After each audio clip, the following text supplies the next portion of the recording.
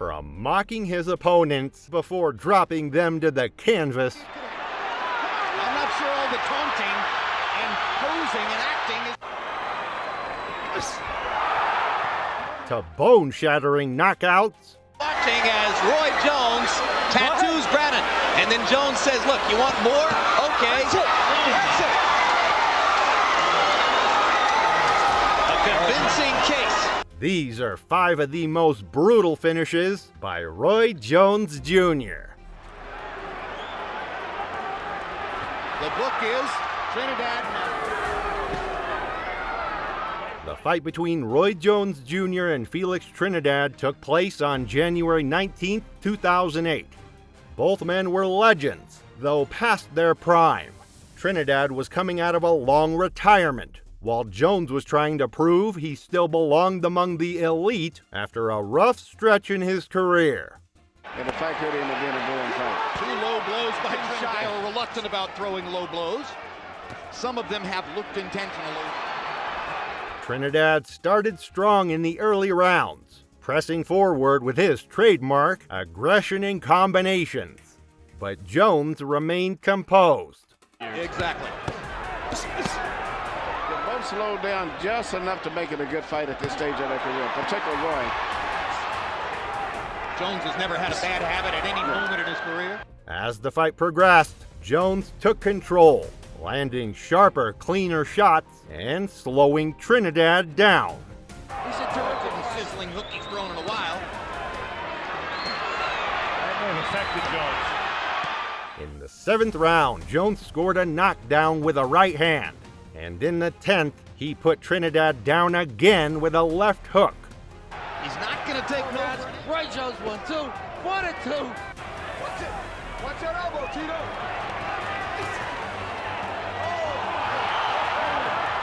Perfect example right there. Trinidad throwing a lot of punches, but nothing landed. Despite his determination, Trinidad couldn't turn the fight around and went the distance. After 12 rounds, the judges scored it 117-109, 116-110, and 116-110, giving Jones a clear unanimous decision victory. It's remembered as one of Jones's last significant wins, while Trinidad retired from boxing afterward. Speaking of wins, how can we forget his match with Virgil Hill? Roy Jones, Hill doggedly sticking to the plan, keeping his left jab in Jones's chest. Now he comes back up top and backs Roy into the ropes. In 1998, Roy Jones Jr. faced Virgil Hill in one of his most memorable performances. From the opening rounds, Jones used his trademark style, hands low, quick lateral movement, and bursts of speed to keep Hill guessing. He feinted constantly, forcing Hill to hesitate, and mixed jabs with sharp lead rights to draw Hill's guard upward. That Hill is reaching for his jab, so if he fakes the jab to the body and comes upstairs with the left hook, he'll do some damage. Yeah, he can do some damage, but he's not going to get what Jones is accustomed to getting. By round 4, Jones had conditioned Hill to expect headshots. Every feint and fast jab kept Hill's hands high. Like that, you got to move forward. You don't need to box. Harold Letterman, how do you have it scored through the first 3? Jim, I got it 3-0, 30-27. Roy Jones Jr. Jim, I got to tell you. Then, instead of going upstairs again, Jones slipped in close and unleashed a perfectly timed right hook to the body, smashing into Hill's ribs. He doesn't throw a right hand behind it. So far, it's Jones's power over Hill's jab. Whoa! Right to the body, down Unheard of! Unheard of! Only the 3rd time Hill's ever been down. The punch landed with surgical accuracy, and Hill went down instantly, writhing in agony. Holding the kidney area on the right side. 10. And Steinwinder Unheard the of. fight. First time Virgil Hill's ever been knocked out. Jones lured Hill into protecting one area, then ruthlessly attacked another. That tactical mastery is why the KO was considered one of the finest body shot finishes. Next in line is his epic battle with Thomas Tate. When I interviewed him earlier this week, and I think that's what we're going to see. Though he's getting some good counter right hands in already. The Roy Jones Jr. versus Thomas Tate fight took place on May 27, 1994, and it's remembered for how Jones dismantled Tate with pure tactical brilliance.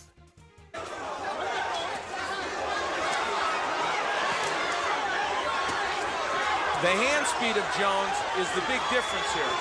From the start, Jones kept his hands low, inviting Tate to throw, only to slip and counter with lightning-fast hooks and jabs, making Tate swing at air, which frustrated him early.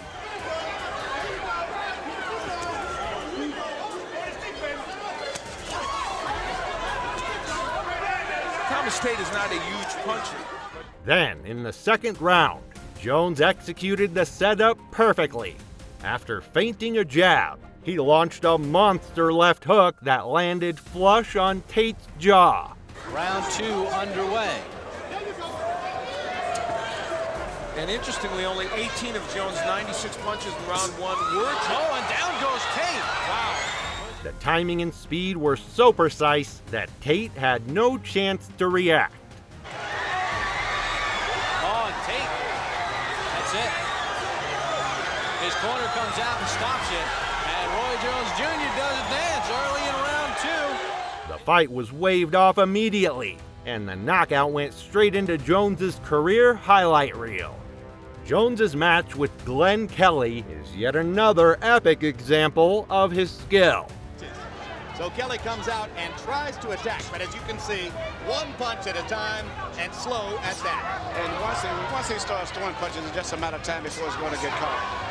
The fight between Roy Jones Jr. and Glenn Kelly took place on February 2nd, 2002. From the start, Jones toyed with Kelly.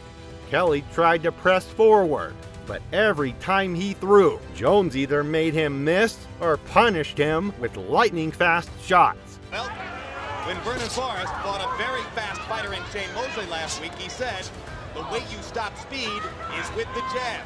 But Vernon kept it working. Then came the iconic moment.